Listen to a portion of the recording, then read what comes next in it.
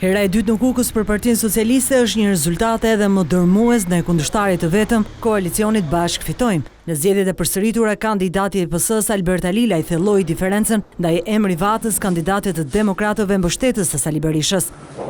Kuksianët e bën zgjedhjen e tyre me një diferencë prej 5597 votash. Albert Alila është kryebashkiaku i ri i zgjedhur. Ai jo vetëm i fitoi zgjedhjet, por i dyfishoi votat. Në vendoret e 14 majit, Safet Gjici e mundi Admir Sinamatin me një avantazh prej 2040 votash.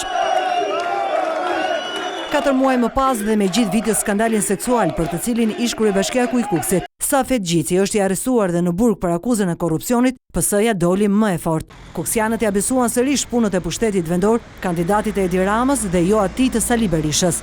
Zgjedhjet u përsëritën pasi Safet Gjicin qeveria e shkarkoi. Ai u shfaq në një video duke kryer marrëdhënie seksuale në zyrën e kryetarit të bashkisë. Si edhe në 14 maj, gara u zhvillua mes PS-s dhe Bashkë Fitojmë. As në këtë përballje të dytë, Partia Demokratike me kryetar Lulzim Bashëm nuk pati kandidat, por u përfaqësua me komisioner dhe numërues.